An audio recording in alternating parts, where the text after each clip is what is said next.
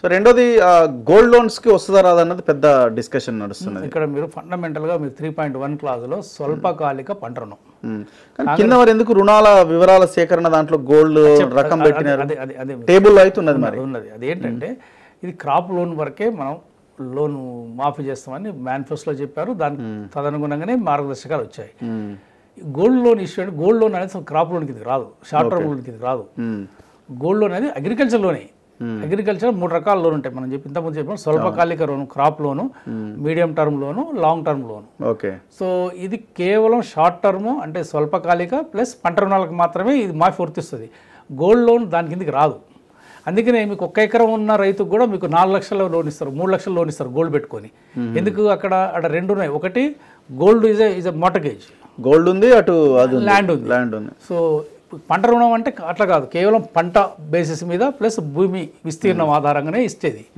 So అది కేవలం 100% agriculture production purpose, అది ఉత్పత్తి ఖర్చుకు పెట్టుబడి కోసం. గోల్డ్ లోన్ అట్లా కాదు. ఇప్పుడు మన ఇంట్లో ఏదైనా ఒక కార్యక్రమం ఉంటుంది, లేదంటే ఏదో ఒక ఆరోగ్య సమస్య ఉంటుంది, లేదంటే ఏదైనా ఒక కారు కొనుక్కోవాలో, లేదా ట్రాక్టర్ కొనుక్కోవాలో, బండి కొనుక్కోవాలి, ఏదో రకరకాల అవసరాలు ఉంటాయి కుటుంబం ఉన్నప్పుడు. ఏదో ఎడ్యుకేషన్లో ఫీజు కట్టుకోవాలి, సో సడన్గా 2 లక్షలు కావాలి. సో మనకు పాస్బుక్ ఉన్నది, వడ్డీ తక్కువ ఉంటుందని చెప్పేసి ఇంట్లో ఇంతో అంత బంగారం ఉంటే అది ఇది పెట్టేసి ఆ 2 లక్షలు 3 లక్షలు తీసుకుంటారు. ఎకరం ఉన్నా ఇస్తారు, 2 ఎకరాలున్నా మీకు గోల్డ్ ఎంత ఉంటే గోల్డ్ ఆధారంగా ఇస్తారు. అక్కడ విస్తరణ ఆధారం కాదు, అక్కడ ప్రామాణికం ఏంటంటే గోల్డ్. సో కాబట్టి ఆ లోన్లు ఎప్పుడు గతంలో కూడా ఎప్పుడు మాఫీ కాలే, గతంలో మాఫీ కాలే, ఇప్పుడు కూడా మాఫీ అయ్యే అవకాశమే లేదు. ఓకే. ఇప్పుడు చిన్న చిన్న రైతులు కూడా గోల్డ్ ఏదో ఉన్నదాంతో ఎంతో పెట్టుకొని వ్యవసాయానికి ఖర్చు పెడతారు కదా, అట్లా కూడా పంట రుణం అంటే ఇది ఎక్కడంటే పంట రుణాలు కాకుండా ఇప్పుడు క్రాప్ లోన్ తీసుకోవచ్చు. క్రాప్ లోన్ కాకుండా కేవలం క్రాప్ లోన్ తీసుకుంటే 30,000 వస్తుంది, 20,000 వస్తుంది. ఇది పెట్టుకుంటే మనకు కొంచెం ఎక్కువ వస్తుంది అనుకున్నప్పుడు అది అక్కడ మాత్రం మీకు మాఫీ అవ్వాలి. కింద రుణాల వివరాల సేకరణ అన్నప్పుడు ఆ లైన్ పెట్టిరు, మరి ఎందుకు పెట్టిరు అంటే ఇప్పుడు ఈ 2 లోన్లు ఉంటాయి కదా. ఇప్పుడు ఒకటేమో పంట రుణం పాస్బుక్లు పెట్టింది, ఒకటి గోల్డ్ ప్లస్ పాస్బుక్లు. సో దాన్ని క్లాసిఫై చేయడానికి తెలుసుకోవడానికి. సో ఆబ్వియస్లీ 2 ఉన్న కాడ ఒకటే ఇస్తారు. ఒకవేళ క్రాప్ లోన్ తీసుకోలేదు అనుకుందాం మనం, ఎగ్జాంపుల్ మనకు క్రాప్ లోన్ తీసుకోలేదు, 2 ఎకరాలకు 40,000 వస్తుంది కాబట్టి నేను గోల్డ్ పెట్టి క్రాప్ లోన్ తీసుకున్నాం అనుకుందాం. సో ఒక 1 లక్ష రూపాయలు దానికి కవర్ అయ్యే అవకాశం ఉంటుంది. 2 కావు, ఒకటైతే అవుతుంది పక్క. అది కూడా ఆ పరిమితిలో అయ్యే అవకాశం ఉంటుంది. 2 తీసుకుంటే కాదు. సాధారణంగా గోల్డ్ పెట్టి తీసుకునే లోన్లు టర్మ్ లోన్స్, వ్యవసాయ పంట రుణం తీసుకొని మళ్ళీ గోల్డ్ పెట్టి తీసుకుంటే ఓన్లీ పంట రుణం అవుతుంది. పంట రుణం సో ఓన్లీ గోల్డ్ తీసుకున్నా కూడా అయ్యే అవకాశం లేదు.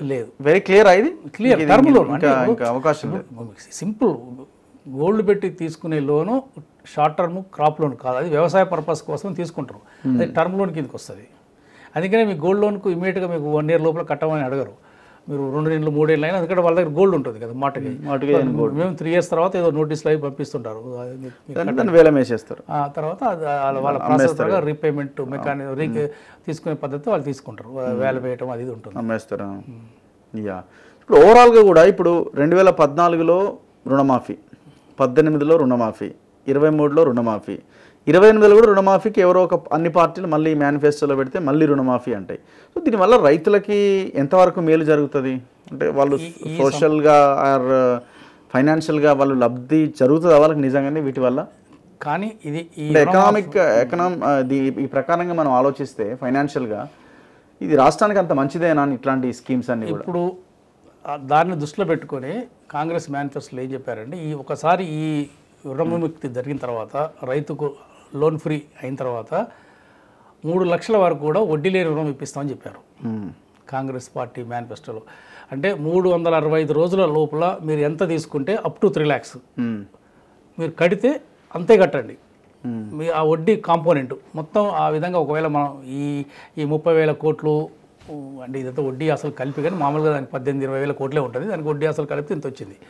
సో 20,000 కోట్లు ఒకవేళ క్రాప్ లోన్ తీసుకున్నా పర్ ఇయర్ తెలంగాణలో 20,000 కోట్లకు మీకు మన రాష్ట్ర ప్రభుత్వం ఇచ్చేది 4% కాంపోనెంట్ ఎలాగో ఇవ్వాలి.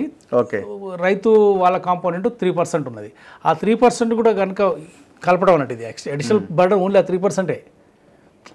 మీకు ఓన్లీ అడిషనల్గా ఇది టోటల్ బర్డన్ పడదు. రాష్ట్ర ప్రభుత్వం ఎలాగో 4% ఇవ్వాల్సిందే, కేంద్రం ఒక 3% ఇస్తుంది. సో రైతు కట్టే 3% ఏదైతే ఉందో ఆ పావులా వడ్డీ కూడా ప్రభుత్వం భరిస్తాం మేము, వడ్డీ లేని రుణం ఇది. సో కాబట్టి మీరు టైం కట్టుకోండి. 360 ఈ రోజు తీసుకుంటే విత్ ఇన్ 365 డేస్లో మీరు కడితే ఎంత తీసుకురో అంతే కడతారు. సో దీనివల్ల ఏంటంటే మీకు ఒక రీపేయింగ్లో మనకు ఒక సిన్సియారిటీ అనేది వస్తుంది, ఒక ఇన్సెంటివ్. నేను కట్టుకోండి, ఈ వడ్డీల భారం ఉండదు. సో ప్లస్ మళ్ళీ ఇప్పుడే స్పష్టంగా అంటే మళ్ళీ 2028లో కానీ రుణమాఫీ లాంటిది ఉండదు. మేము ఒకసారి చేసినాము, ఇంకోసారి మీ మీద బర్డన్ పడకుండా వడ్డీ మొత్తం 100% మేమే ప్రభుత్వమే కట్టుతుంది. సో కాబట్టి మీరు వడ్డీ తీసుకోండి, మళ్ళీ కట్టండి. సరే ఏదైనా ప్రకృతి వైపరీత్యము, పెద్ద కరువు కాటకాలు అది వచ్చినప్పుడు దానికి ఒక మెకానిజం ఉంటుంది, రీషెడ్యూల్ చేసుకొని వాయిదాల పద్ధతిగా కట్టుకునే పద్ధతి ఉంటుంది.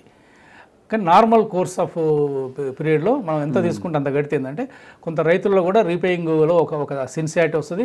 సో ప్రభుత్వం కూడా మళ్ళీ ఇలాంటి రాజకీయంగా ఈ పార్టీ ఆ పార్టీ కాకుండా ఇది అందరు రాజకీయ పార్టీలు కూడా ఒకసారి సమిష్టిగా తీసుకోవాల్సిన నిర్ణయం ఇది జస్ట్ నాట్ ఫర్ పంట పండించిన తర్వాత. ఇప్పుడు ఇన్ని గైడ్ లైన్స్ దేనికి? ఇవన్నీ గైడ్ లైన్స్ పెట్టి ఎవరికి ఇవ్వాలి ఎవరికి ఇవ్వాలన్న దానికంటే ఆఫ్టర్ పంట పండించిన తర్వాత కనుక వాళ్ళకి మంచి చేయగలిగితే ఎవరైతే పండించారో వాళ్ళకే ఇస్తారు. ఇంక అక్కడ ఎవరిని ఎంచుకోవాలి, ఎవరికి ఇవ్వాలి ఎవరికి ఇవ్వద్దు అన్నది ఇంకా లెక్క ఉండదు కదా. ఇప్పుడైతే అందుకని పంట నష్టం ఇచ్చినా, మద్దతు ధర ఇచ్చినా, లేకపోతే పనిముట్ల మీద సబ్సిడీలు ఇచ్చినా, ఇంకేదన్నా ఇచ్చినా కూడా ఇప్పుడు వ్యవసాయంలో రుణమాఫీతో పాటు రైతు భరోసాతో పాటు 3 వినూత్నమైన కొత్త ప్రభుత్వం టేకప్ చేసింది ఆల్రెడీ. సో చాలామంది రైతాంగానికి తెలిసే ఉంటుంది. ఒకటి, పంటల బీమా పథకం ఏదైతే కేసీఆర్ ప్రభుత్వం తుంగలో తొక్కి ఏ బీమా లేకుండా చేశాడో గత 6 సంవత్సరాల నుంచి దాన్ని పునరుద్ధరించారు. 100% ప్రీమియం ప్రభుత్వమే కడుతుంది. కొంత కేంద్ర ప్రభుత్వం కడుతుంది, కొంత రాష్ట్ర ప్రభుత్వం, రైతాంగం కట్టేది ఆ 4% ప్రీమియం. అది కూడా ఇప్పుడు రాష్ట్ర ప్రభుత్వం కడుతుంది. 0 రైతు మీద లేదు. దాదాపుగా ఆ ఎడిషనల్ బర్డన్ 3600 కోట్లని మనం చెప్తున్నాం. సో ఇది ఒకటి ఎడిషనల్గా ఈ ప్రభుత్వం వచ్చింది. రెండవది, గతంలో ఈ విత్తనాల మీద సబ్సిడీలు, యాంత్రీకరణ మీద సబ్సిడీలు ఇవన్నీ ఆపేశారు. అవి పునరుద్ధరించడానికి దాదాపు ఇప్పుడు 3-4 వేల కోట్లు రేపు వచ్చే బడ్జెట్లో ప్రతిపాదించారు. అవన్నీ పునరుద్ధరిస్తున్నారని కూడా ప్రకటించారు. సో ఇది రెండవది. సో రైతు భరోసా స్ట్రీమ్లైన్ చేయటం అంటే రైతుగా దాని మీద వృధా కాకుండా సిసలైన రైతులకి అందాలి. అది రైతాంగం కూడా అదే కోరుకుంటున్నారు. సో మా పేరు మీద మీరు గుట్టలకు ఇస్తారు, రప్పలకి ఇస్తారు, ఇదేం మాకు దాని బదులు మాకు ఈ యాంత్రీకరణకి ఇవ్వండి, విత్తనాల మీద సబ్సిడీ ఇవ్వండి, ఎరువుల మీద ఇవ్వండి అని అడుగుతున్నారు. సో ఈ విధంగా ఇప్పుడు ఒక్క రుణమాఫీ కాదు ఇది. రుణమాఫీతో పాటు దాదాపు 4-5 అంశాలు ఇప్పుడు రైతాంగానికి గతంలో లేని ఇప్పుడు కొత్తగా ఆల్రెడీ పంటల బీమా స్టార్ట్ అయింది. సో కోర్స్ రైతు బీమా అయితే గత ప్రభుత్వం ఉన్నది, దాన్ని కూడా కంటిన్యూ చేస్తున్నారు, దాన్ని ఆపలేదు. సో కాబట్టి ఇంకోటి అడిషనల్గా ఏంటంటే 500 రూపాయలు బోనస్ వరి వరకు ఇస్తున్నారు ఇప్పుడు, సన్న వరికి. సో ఈ విధంగా 3-4 కొత్త స్కీమ్స్ డైరెక్ట్గా ఇప్పుడు రైతుకు బెనిఫిట్.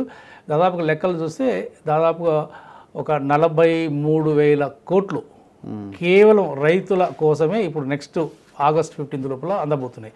ఇవన్నీ కలిపి మీకు చెప్పిన ఈ రైతు బీమా కావచ్చు, పంటల బీమా కావచ్చు, 500 రూపాయల బోనస్ కావచ్చు, ఈ రుణమాఫీ కావచ్చు, అడిషనల్ రైతు భరోసా, వీటన్నింటి మీద అంటే మొత్తం మేనిఫెస్టో యొక్క టోటల్ ఆర్థిక ఫలాలు 60,000 కోట్లు కాంగ్రెస్ పార్టీ ఇచ్చింది.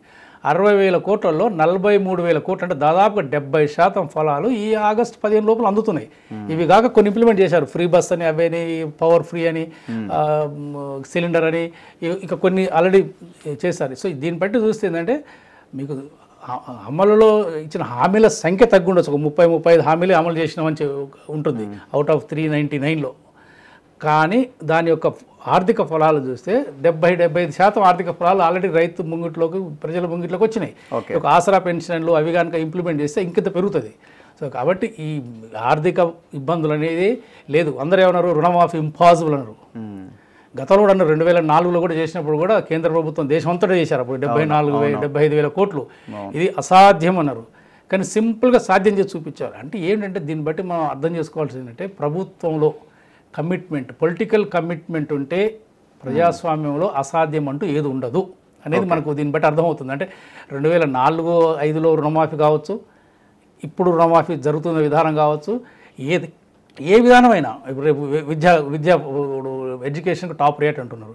కమిట్మెంట్, పొలిటికల్ కమిట్మెంట్ ఉంటే అది అన్ని సాధ్యమే, ఏది అసాధ్యం కాదు. ఎందుకంటే మన ఆర్థిక వ్యవస్థ అంటే రెగ్యులర్ రెవెన్యూ సిస్టమ్ తెలంగాణది అద్భుతంగా ఉంది.